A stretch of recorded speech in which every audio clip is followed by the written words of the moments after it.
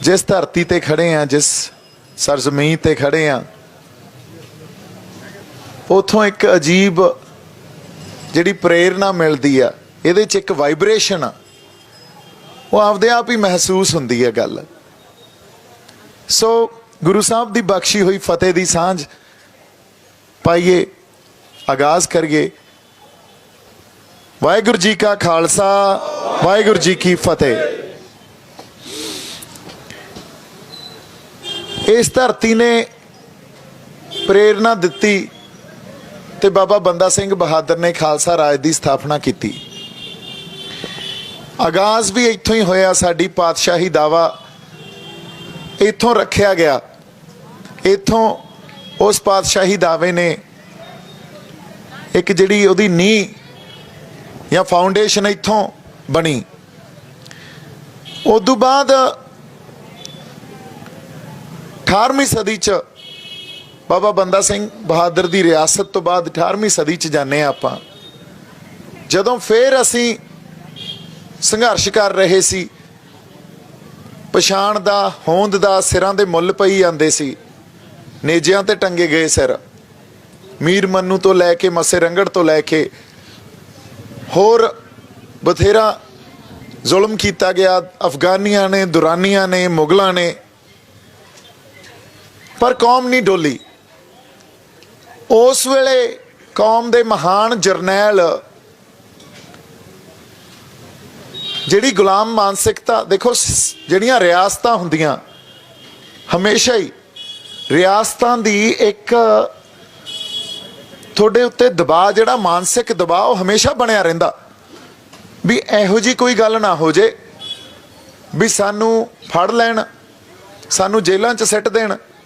उस वेले तां फिर मारन लगे भी मिंट लाउंदे हुंदे सी, अज किसे होर ढंग नाल मारदे आ। ये दबाव हमेशा एक मानसिक दबाव बनिया रहिंदा और कौम आपदी होंद दा, आपदी पछाण दा संघर्ष लड़ रही होवे ते मानसिक दबाव नाल नाल चल रहा, इहनूं समझण दी कोशिश करिए। तो साडे 18वीं सदी दे जरनैलां ने अज जिहड़े आपां घर छत्ती बैठे आ, उदों भी उन्हां दे घर हुंदे सी, जमीन जायदादां सब सी। 18वीं सदी दे जरनैलां ने ये गल सोची भी इस गुलाम माहौल च रह के असी सही कोई कौम नूं सेध नहीं दे पा रहे, जंगलां च चलो, एक आज़ाद माहौल च जाके लड़ाई लड़ी जावे, जिथे अगले फैसले उस आज़ादी तो प्रभावित होकर ले जान, ना कि ये गल सोच के भी इस हकूमत ने, इस रियासत ने सानू तसीहे देने या सानू जेलों च डकना। जदों ये विजन जरनैलों कोले हुंदे आ ते जरनैल कौम दे बारे सोच रहे आ, उदों ही नींह रखी जाती आ। उस 18वीं सदी के संघर्ष ने नींह रखी भी महाराजा रणजीत सिंह दा खालसा राज होंद च आया। 40-50 साल कौम ने राज किया, राज करके ये दिखाता भी किस तरह एक भाईचारक सांझ नूं रखते हुए बिना कोई दंगे नहीं होए उस राज च। इस राज के 75 सालों के इतिहास च देख लो किन्ने दंगे होए होने आ। ते उस समय जदों अज दी तरह की कोई एजुकेशन नहीं सी, अज दे तरह के एजुकेशनल इंस्टीट्यूट्स नहीं सी, कोई आधुनिकता नहीं सी, उस समय 40 तो 50 सालों के राज च कोई दंगा नहीं, कोई फांसी नहीं, किसे धी भैन की विपत्ति नहीं हुंदी सी, महफूज रखे जाते सी।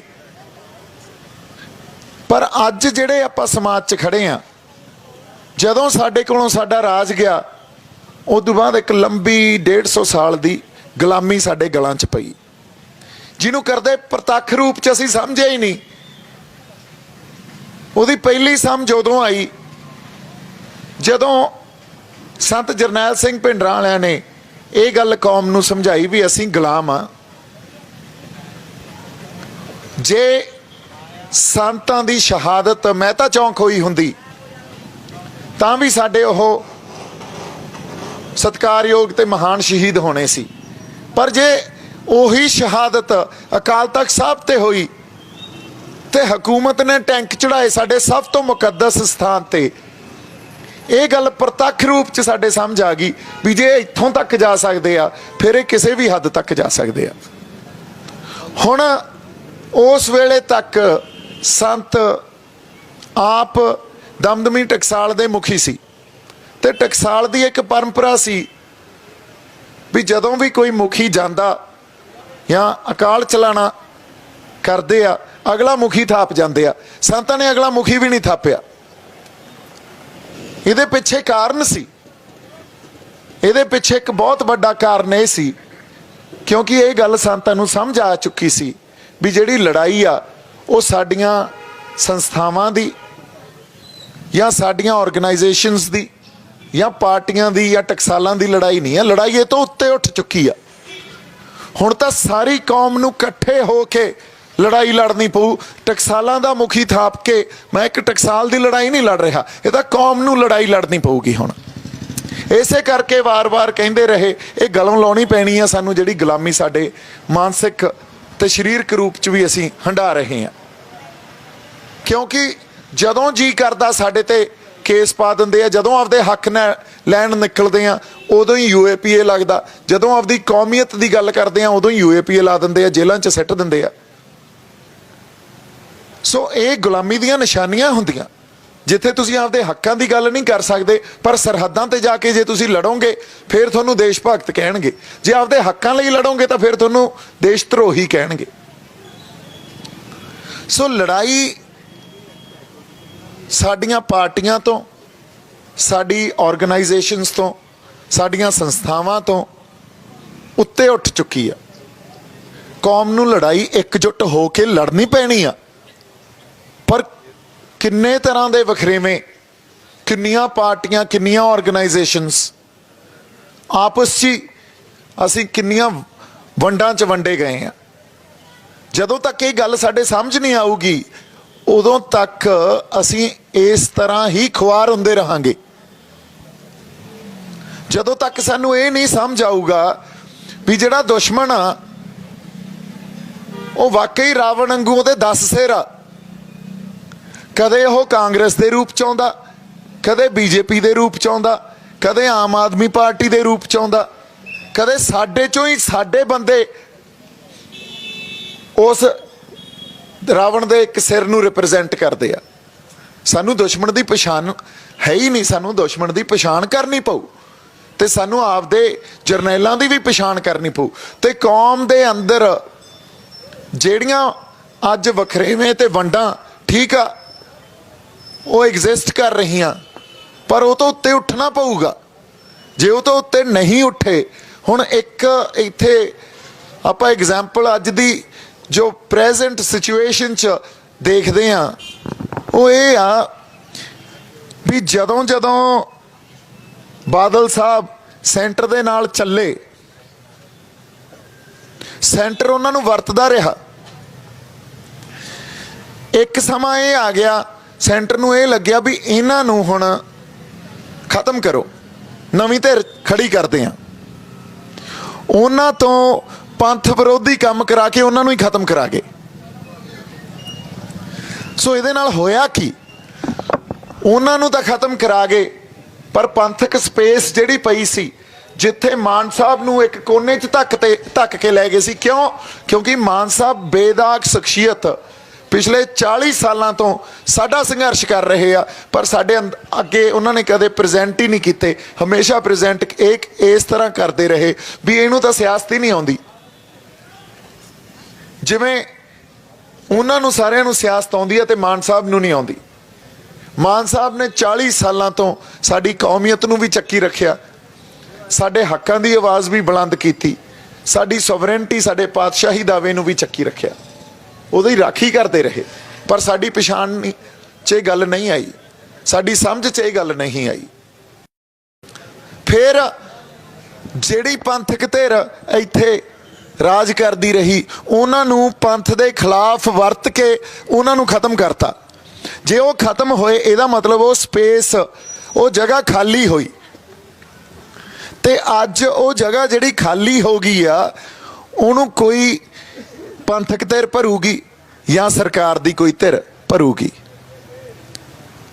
ਇਹ ਸਪੇਸ ਤਾਂ ਭਰੀ ਜਾਣੀ ਆ। ਹੁਣ ਸਰਕਾਰ ਦਾ ਦਮ ਇਹ ਲੱਗਿਆ ਹੋਇਆ ਵੀ ਸਾਡੀ ਧਿਰ ਉਸ ਸਪੇਸ ਨੂੰ ਭਰੇ, ਤਾਂ ਉਹਨਾਂ ਨੇ ਇੱਕ ਆਮ ਆਦਮੀ ਪਾਰਟੀ ਜਿਹੜੇ ਹੱਥਾਂ 'ਚ ਝਾੜੂ ਜੇ ਲੈ ਕੇ ਆ ਗਲੀਆਂ ਨਾਲੀਆਂ ਸਿੰਭਰੀ ਜਾਂਦੇ ਆ, ਸਾਨੂੰ ਤਾਂ ਸਾਡੇ ਗੁਰੂ ਨੇ ਖਾਸ ਬਣਾਇਆ, ਅਸੀਂ ਆਮ ਨਹੀਂ ਆ। ਜਦੋਂ ਇਹ ਪੰਥ ਸਾਜਿਆ ਗਿਆ ਉਹ ਬੜਾ ਖਾਸ ਵਰਤਾਰਾ ਸੀ, ਉਹ ਆਮ ਵਰਤਾਰਾ ਨਹੀਂ ਸੀ। ਠੀਕ ਆ, ਜਿਹੜੇ ਆਮ ਮਨੁੱਖ ਜਾਂ ਆਮ ਤੋਂ ਵੀ ਕੋਈ ਜੇ ਥੱਲੇ ਹੁੰਦਾ ਜਿਹਨੂੰ ਇਹ ਸਮਝਦੇ, ਆਪਾਂ ਤਾਂ ਮਨੁੱਖ ਨੂੰ ਆਮ ਸਮਝਦੇ ਹੀ ਨਹੀਂ, ਉਹ ਤਾਂ ਆਮ ਆਪਦੇ ਆਪ ਨੂੰ ਕਹਿ ਸਕਦੇ ਆ। ਜਿਹੜੇ ਹੋਣ ਹੀ ਖਾਸ, ਜਿਹਦੇ 'ਚ ਗੁਣੀ ਪ੍ਰਮਾਤਮਾ ਨੇ, ਅਕਾਲ ਪੁਰਖ ਵਾਹਿਗੁਰੂ ਨੇ ਆਪਦੇ ਪਾਏ ਹੋਣ, ਉਹ ਆਮ ਕਿਵੇਂ ਹੋ ਸਕਦੇ ਆ? ਉਹ ਕੌਮ ਕਿਵੇਂ ਆਮ ਹੋ ਸਕਦੀ ਆ? ਜਿਹਨੇ ਮਿੱਥ ਸਿਰਜੇ ਹੋਣ, ਉਹ ਕੌਮ ਨਹੀਂ ਆਮ ਹੋ ਸਕਦੀ। ਇਹ ਧਰਤੀ ਨੂੰ ਆਪਾਂ ਜੇ ਕਹਿ ਦਈਏ ਤਾਂ ਆਮ ਧਰਤੀ ਆ, ਹੋ ਸਕਦੀ ਆ ਜਿੱਥੇ ਸਾਹਿਬਜ਼ਾਦਿਆਂ ਦੀ ਸ਼ਹਾਦਤ, ਇਸ ਕਦਰ ਐਡੀ ਵੱਡੀ ਸ਼ਹਾਦਤ, ਉਹ ਕੁਰਬਾਨੀ ਹੋਈ ਹੋਵੇ, ਇਹ ਆਮ ਧਰਤੀ ਕਿਵੇਂ ਹੋ ਸਕਦੀ ਆ? ਸੋ ਫਿਰ ਉਸੇ ਤਰ੍ਹਾਂ ਇੱਥੇ ਰਹਿਣ ਵਾਲੇ ਵਸਨੀਕ, ਇਸ ਗੁਰੂਆਂ ਪੀਰਾਂ ਦੀ ਧਰਤੀ ਦੇ ਵਸਨੀਕ ਆਮ ਕਿਵੇਂ ਹੋ ਸਕਦੇ ਆ? ਪਰ ਉਹ ਸਪੇਸ ਭਰਨ ਲਈ ਤੁਹਾਡੇ ਕੋਲ ਇੱਕ ਧਿਰ ਵੀ ਸਿਰਜ ਦਿੱਤੀ ਗਈ, ਉਹਨੂੰ ਇਹ ਵੀ ਕਹਿ ਕੇ ਤੋਰਤਾ ਵੀ ਐਂ ਕਰੋ, ਇੱਕ ਮੌਕਾ ਇਹਨਾਂ ਨੂੰ ਦੇ ਦਿਓ, ਕਿਉਂਕਿ ਉਹ ਸਪੇਸ ਭਰਨੀ ਆ। ਔਰ ਸਪੇਸ ਸਰਕਾਰ ਦਾ, ਸਟੇਟ ਦਾ ਸਾਰਾ ਜ਼ੋਰ ਇਹ ਲੱਗ ਜੂ ਵੀ ਇਹ ਸਪੇਸ ਹੁਣ ਕੋਈ ਨਵੀਂ ਧਿਰ ਆ ਕੇ ਭਰੇ, ਤੇ ਸਾਡਾ ਵੀ ਜ਼ੋਰ ਲੱਗਣਾ ਚਾਹੀਦਾ ਵੀ ਅਸੀਂ ਉਹ ਸਪੇਸ ਨੂੰ ਭਰੀਏ, ਕਿਉਂਕਿ ਦਾਵਾ ਸਾਡਾ, ਸੰਘਰਸ਼ ਅਸੀਂ ਕੀਤਾ। ਜਿਹਨੇ ਸੰਘਰਸ਼ ਕੀਤਾ ਇਸ ਧਰਤੀ ਲਈ, ਜਿਹਨੇ ਜੇਲਾਂ ਕੱਟੀਆਂ, ਤਸੀਹੇ ਝੱਲਿਆ, ਉਹਦਾ ਦਾਵਾ ਬਣਦਾ ਕਿ ਜਿਹੜਾ ਬਾਹਰੋਂ ਆ ਕੇ ਸਾਡੇ ਤੇ ਇੱਥੇ ਥੋਪ ਦਿੱਤਾ ਜਾਂਦਾ ਦਾਵਾ ਉਹਦਾ ਬਣਦਾ? ਇਹ ਸਵਾਲ ਤਾਂ ਪੁੱਛੋ ਆਪਦੇ ਆਪ ਨੂੰ। ਸੋ ਦਾਵਾ ਤਾਂ ਅਸੀਂ ਪੇਸ਼ ਕਰ ਰਹੇ ਹਾਂ, ਸਪੇਸ ਭਰੀ ਜਾਣੀ ਆ, ਤੇ ਜੇ ਕੋਈ ਬਗਾਨਾ ਸਪੇਸ ਭਰ ਗਿਆ ਸਾਡੇ ਛਿੱਤਰ ਫੇਰ ਪੈਣਗੇ, ਸਾਡਾ ਵਟਿਆ ਫੇਰ ਕੁਛ ਨਹੀਂ ਜਾਣਾ, ਬੇਰਾਂ ਵੱਟੇ ਨਹੀਂ ਪੁੱਛਣਾ ਕਿਸੇ ਨੇ। ਸੋ ਇਸ ਕਰਕੇ ਉਸ ਸਪੇਸ ਨੂੰ ਆਪਾਂ ਭਰੀਏ। ਸਰਦਾਰ ਇਮਾਨ ਸਿੰਘ ਮਾਨ ਜਿੰਦਾਬਾਦ।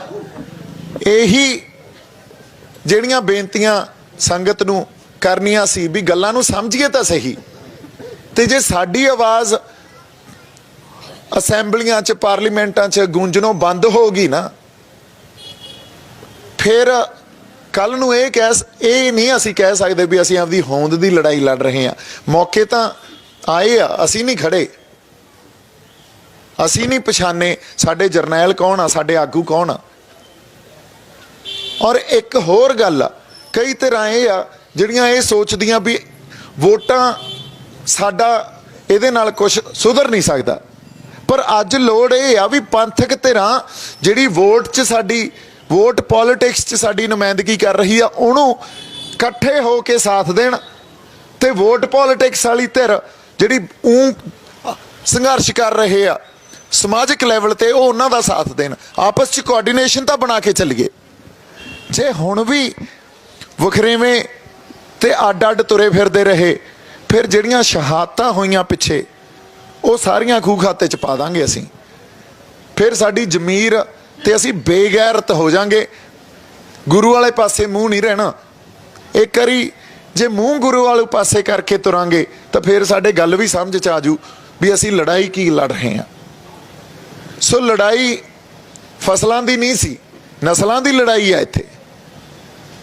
ਜੇ ਗੁਰੂ ਨੇ ਵੀ ਇਹ ਗੱਲ ਸੋਚੀ ਹੁੰਦੀ ਵੀ ਲੜਾਈ ਫਸਲਾਂ ਦੀ ਆ, ਉਸ ਵੇਲੇ ਉਹਦੀ ਬਾਦਸ਼ਾਹਤ ਦੀ ਆ, ਜੇ ਪਰਿਵਾਰ ਨਾ ਵਾਰਿਆ ਹੁੰਦਾ ਤਾਂ ਕੌਮ ਨਹੀਂ ਬਚਦੀ ਸੀ। ਫਿਰ ਪਰਿਵਾਰ ਵਾਰ ਕੇ ਹੀ ਕੌਮ ਬਚੀ ਆ, ਤੇ ਜੇ ਅੱਜ ਕੌਮ ਖੜੀ ਆ, ਸਾਡਾ ਵੀ ਤਾਂ ਕੋਈ ਫਰਜ਼ ਆ ਨਾ।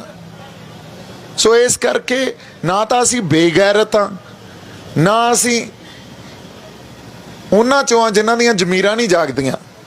ਸੋ ਆਪਦੇ ਅੰਦਰ ਹਲੂਣਾ ਦਿਓ, ਇਹ ਪਛਾਣੀਏ ਵੀ ਸਾਡਾ ਕੌਣ ਆ ਤੇ ਸਾਡਾ ਦੁਸ਼ਮਣ ਕੌਣ ਆ। ਹੁਣ ਤਾਂ ਪਛਾਣ ਹੋਣੀ ਚਾਹੀਦੀ ਆ। ਕਿਸਾਨੀ ਸੰਘਰਸ਼ ਤੋਂ ਬਾਅਦ ਤਾਂ ਇਹ ਪਛਾਣ ਸਾਨੂੰ ਹੋਣੀ ਚਾਹੀਦੀ ਹੈ। ਜੇ ਹਜੇ ਵੀ ਪਛਾਣ ਨਹੀਂ ਹੋਈ ਤਾਂ ਫਿਰ ਖਤਾ ਖਾਂਦੇ ਰਹਾਂਗੇ। ਇਸ ਕਰਕੇ ਇੱਕੋ ਹੀ ਇੱਕ ਆਗੂ ਜੋ ਬੇਦਾਗ ਸਾਡੇ ਲਈ ਲੜਦਾ ਰਿਹਾ, ਸਾਡੀ ਕੌਮੀਅਤ ਲਈ ਲੜਦਾ ਰਿਹਾ, ਸਾਡੇ ਲਈ ਸੰਘਰਸ਼ ਕਰਦਾ ਰਿਹਾ, ਸਰਦਾਰ ਸਿਮਰਨਜੀਤ ਸਿੰਘ ਮਾਨ। ਇਹ ਤੋਂ ਇਲਾਵਾ ਮੈਨੂੰ ਤਾਂ ਨਹੀਂ ਕੋਈ ਦਿੰਦਾ। ਇੱਕ ਬੰਦੇ ਦੇ ਨਾਲ ਤੁਰ ਕੇ ਇਹ ਤਾਂ ਕਹਿ ਸਕਦੇ ਹਾਂ ਸਾਡਾ ਆਗੂ ਬੇਦਾਗ ਹੈ। ਇਹ ਸਾਡੀ ਆਵਾਜ਼ ਬਣ ਕੇ ਅਸੈਂਬਲੀ 'ਚ, ਪਾਰਲੀਮੈਂਟ 'ਚ ਉੱਥੇ ਗੂੰਜੂਗਾ। ਕੋਈ ਨਹੀਂ, ਹੌਲੀ ਹੌਲੀ ਉਹ ਕਿਲੇ ਵੀ ਅਸੀਂ ਫਤਿਹ ਕਰ ਲਾਂਗੇ। ਸੋ ਇਸ ਲਈ ਬੇਨਤੀ ਹੈ ਸੰਗਤ ਨੂੰ, ਪਰਿਵਾਰਕ ਤੌਰ ਤੇ ਸਾਥ ਦਿਓ।